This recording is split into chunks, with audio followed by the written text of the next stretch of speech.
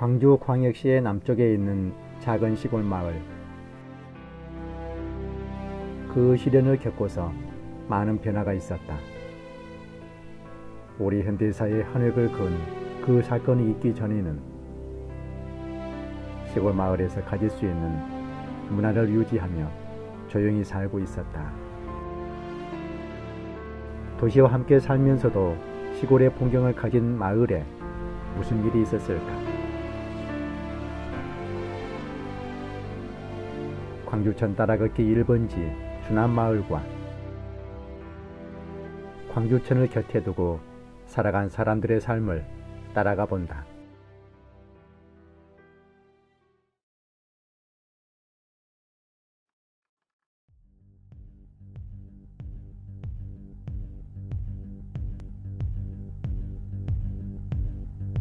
(30여 년) 전의 슬픈 이야기에서 이 마을은 변화를 맞았다. 주남마을을 찾아가던 날, 하늘은 구름 한 점 없이 파랬다. 높고 파란 가을 하늘은 더욱 시리게 느껴졌다. 파란색이 원래 갖고 있는 외로움의 세포 때문이었을까? 아니면 주남마을이 품고 있는 상처 때문이었을까? 주남마을과 이웃하고 있는 용현마을은 신령스런 마을이다. 조용하던 주남마을과 용현마을이 변화를 맞이하고 유명해진 사건.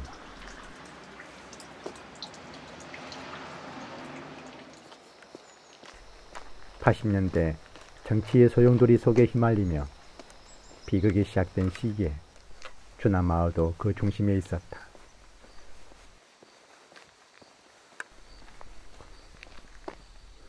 (1980년 5월 21일) 오후 1시, 민주화를 열망하는 시민들은 무리한 진압에 많은 희생이 있었다.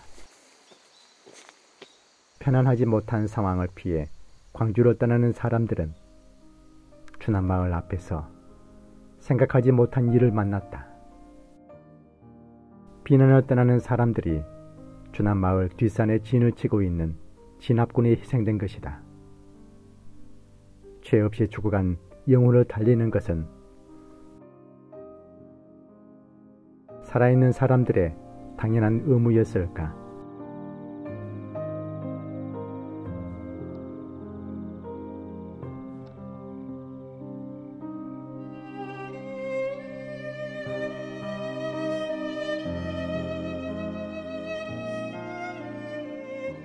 그날의 공포로 한동안 힘들었던 시골 마을은 보았다고 할 수도 없었고 말할 수도 없었다.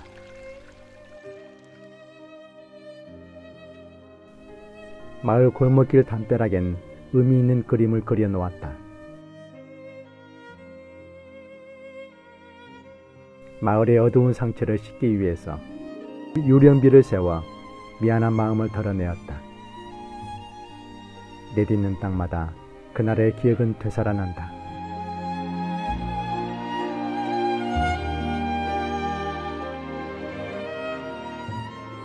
지금 살아있는 우리의 의무가 있다면 그날의 잘못이 다시는 일어나지 않도록 세상을 만들어가는 것이다.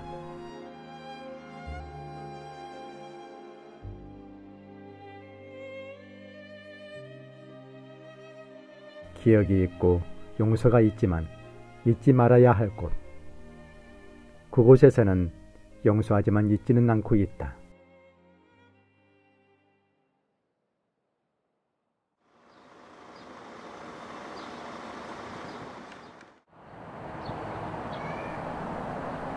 그날에 되살아나고 그날을 잊지 않기 위해 젊은이들이 일어나 모이고 있다. 1980년 5월, 아픈 상처가 깊이 새겨져 있는 곳. 이 땅의 그날, 사람들은 슬프고 힘들었다. 두 번 다시 반복되어서는 안 되는 역사. 나라에 해를 입히려고 그들은 일어났는가? 그들은 사람이었고 그들은 바로 우리들이었다. 만물이 기지개를 펴고 새순이 돋아 생명이 만발하는 5월의 봄날.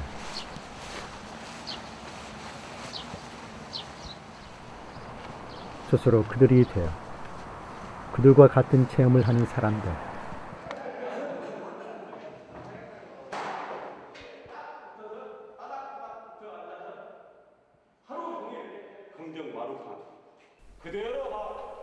그들은 국가를 해할 마음이 없었다.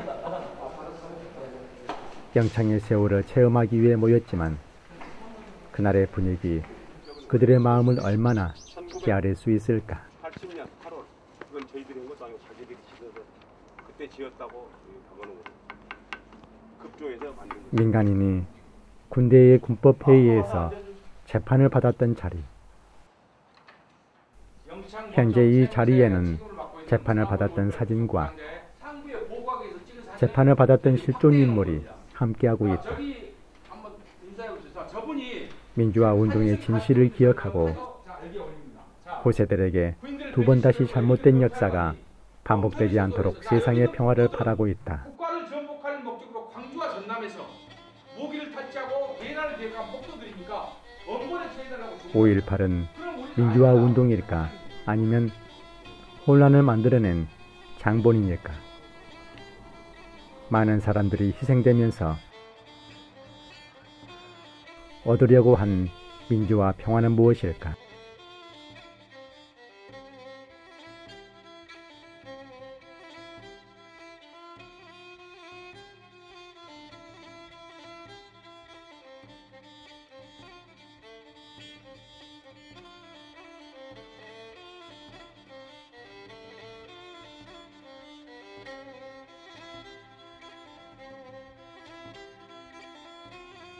오래전부터 가고 싶었던 5.18 묘역을 찾아간다. 그 해의 5월, 그날의 흔적을 더듬어 보도록 노선이 짜여진 대중교통. 518번의 시내버스를 타면 민주묘역을 만날 수 있다. 5.18 민주화 운동은 민주로 찾아가는 과정에 있는 나라에 귀중한 사례를 보여주고 있다.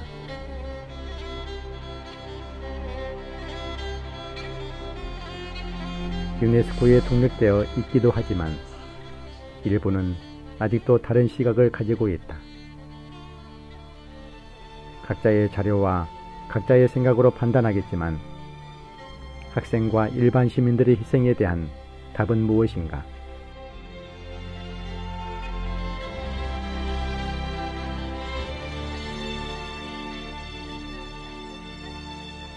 시민이 보여준 질서는 민주와 자유와 평화를 향한 사람들의 마음을 움직였다.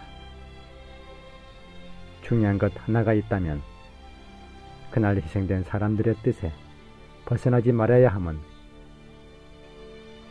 잊지 말아야 한다.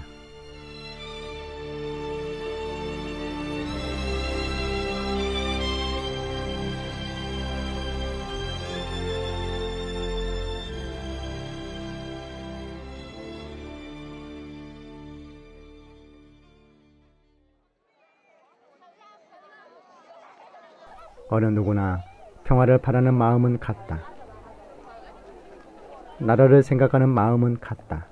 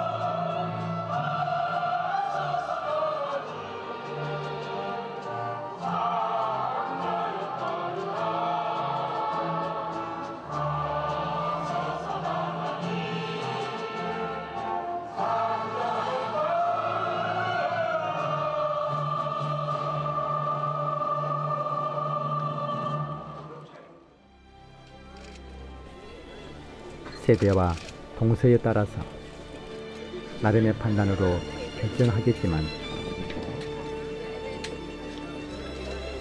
사실을 근거로 한 자료를 믿지 못하는 상황이 아쉽다. 많은 세월이 흘렀지만 잊을 수 없다.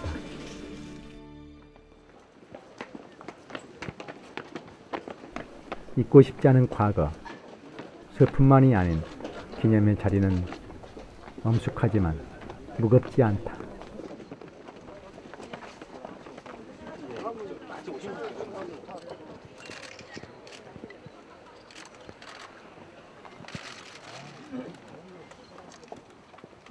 많은 사연을 안고 이곳에 묻혀 있는 그들은 말한다.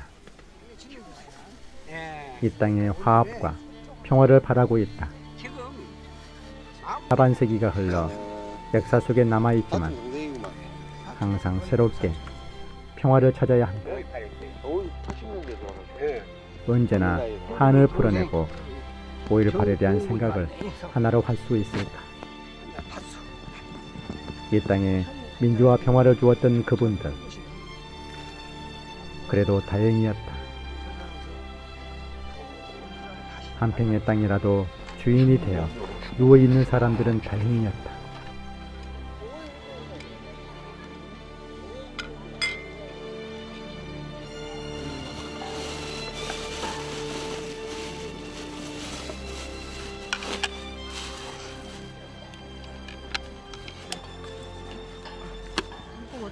어머니 동생 많이 생각나세요? 예.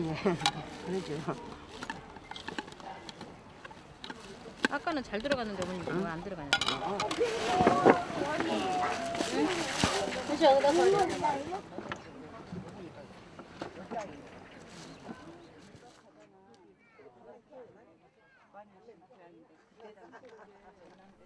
어딘가에 떠도는 그들의 한을 어떻게 풀어줄 수 있을까?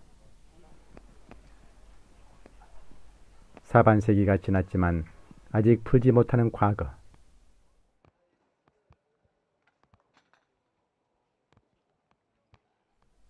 주인 없는 묘역을 채워주어야 한다.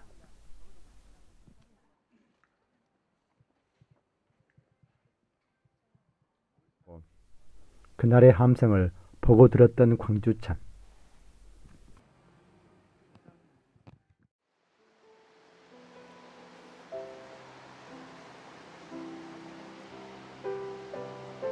학동과 양림동에서 도심을 가르고 광촌동 산무지구를 거쳐 극락강과 만난다. 천변 산책로를 따라 자전거를 타고 물가에 앉아 쉬는 연인들까지 많은 사람들이 광주천에 모인다. 소리를 내며 흐르기도 하고 작은 보가 설치된 곳에서는 비단결처럼 조용한 물길 위로 햇살이 반짝인다. 광주천의 옛 이름이 금계라고 했다는데 그 이름이 딱 어울리는 풍경이다.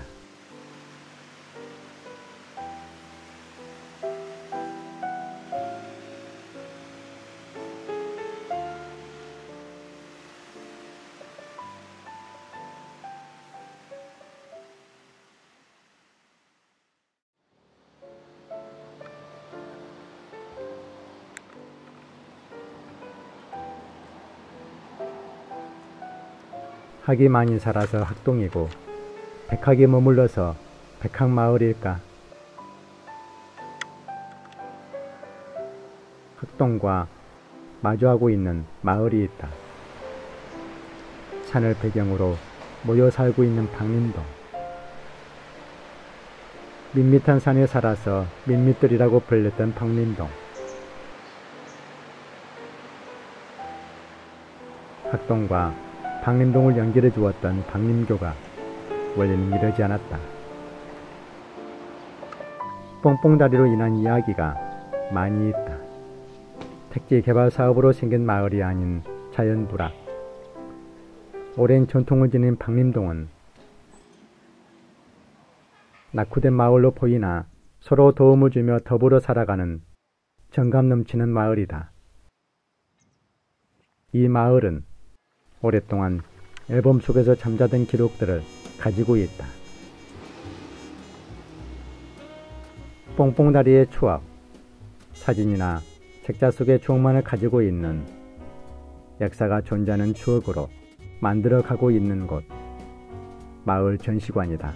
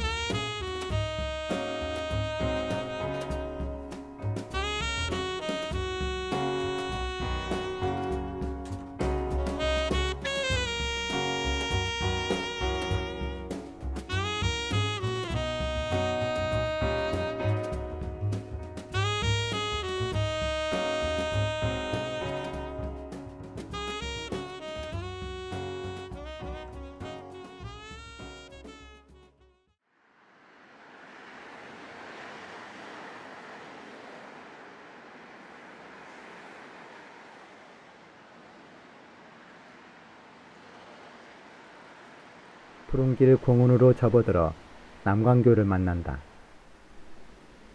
폐선된 철로를 품은 길가에 통판으로 만든 거리 전시관 방명록엔 유독 한자로 이름을 쓴 이들이 많다. 중국인들이다. 광주는 중국인들에게 널리 알려진 관광지는 아닌데 많은 중국인들이 일부러 광주를 찾는 까닭은 무엇일까?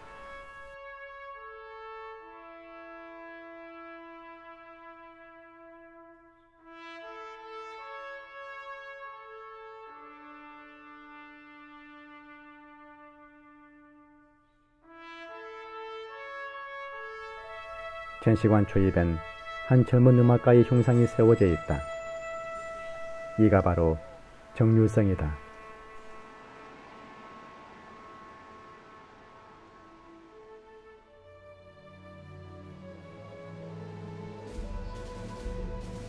거리 전시관의 정식 명칭은 정률성 거리 전시관이다.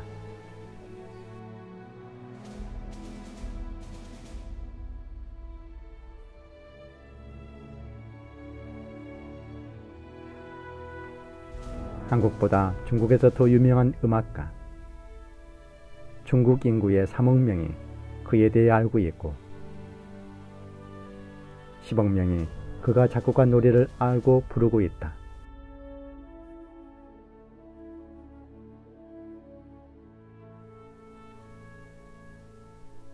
해방이 되고 고향이 있는 남쪽으로 오기를 바랐지만 중국 정부는 한반도 남쪽보다는 북쪽을 택해 보내주었다. 고향을 밟지 못하고 다시 중국에 귀국하여 생을 마감하는데 중국인이 뽑은 신중국 창건영웅 100인 가운데 한 사람, 중국 3대 현대음악가 중 한 사람으로 받들고 있다. 이렇듯 중국에서 뜨거운 대우를 받은 정률상을 기리는 거리 전시관이 강주에 있는 까닭은 그가 광주에서 태어났기 때문이다. 태어나고 유년 시절을 보낸 집의 석류나무가 아직도 건재하다. 이 집 주인은 어떤 생각을 가지고 있을까? 사진 찍고 말이 안 통한 게 잘 모르지. 그래도 그 옆에서 저기 한 가드들 있잖아요. 그러면 내가 말을 다 해주는데 그 사람들이 그리 전하고 막 그러면. 대강 알아. 전 중기선 다 알고 가서 그래갖고 경백도 열어갖고 내가 따지면 그런 거 갖고 나오고 같이 사진 찍고 막 좋아를 하겠어. 성능도 따지고 막 그랬어. 네. 몇 명이나 왔다 갔어요? 1년에 보통? 한 1000명은 다녀가는 것 같아요. 그때부터 계속 와서 학생들이 아주 무지히 많이 와서 다녀갔어요. 그런데 처음에는 진짜 많이 다녀갔어. 근데 넓고 오래된 그의 생가를 방문하려고 해마다 많은 중국인들이 광주로 찾고 있다.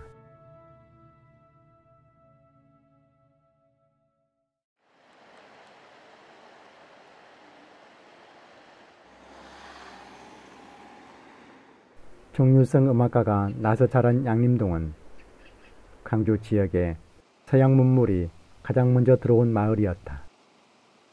중국의 그늘에서 살아온 조선 왕조. 세계 열강이 앞다투어 주도권을 장악하려는 1880년대. 일본이 주도권을 잡으며 서방의 한반도 진출은 종교란 이름으로 사람들의 마음속으로 파고들었다. 기독교 선교의 시작이었다.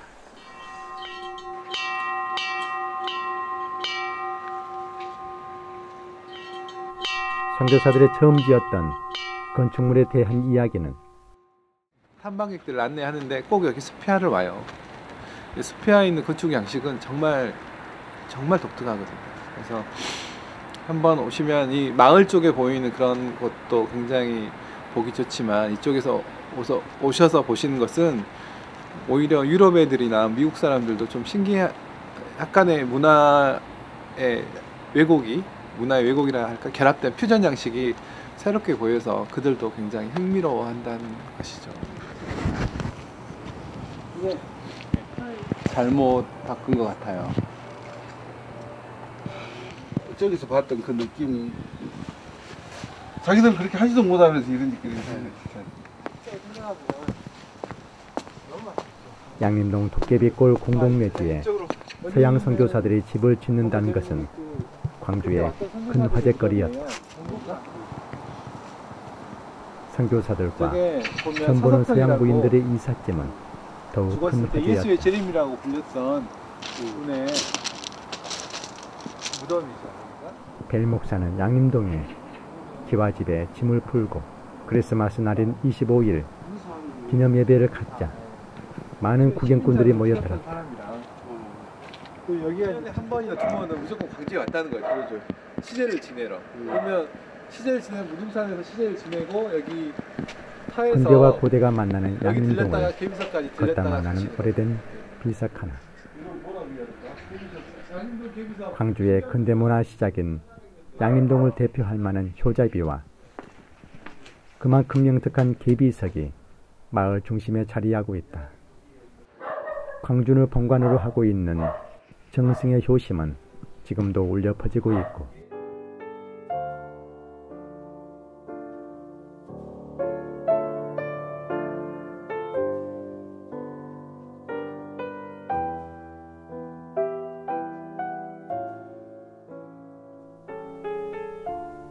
비석을 뒤로 하고 걷다가 만나는 고택 하나.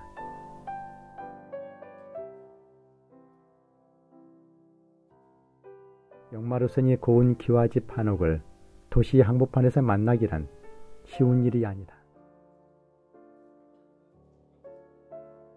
망화와 흘러내린 용마루선이 부드럽다.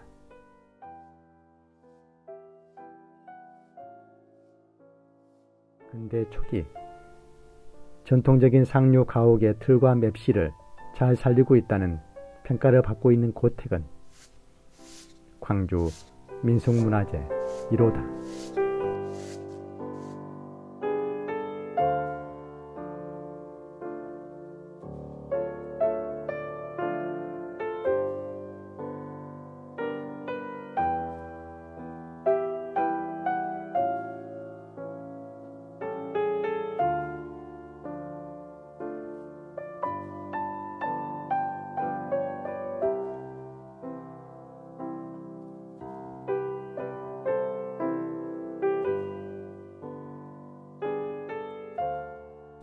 광주천 주변에 살고 있는 사람들, 많은 이야기를 품고 있는 볼만한 것들,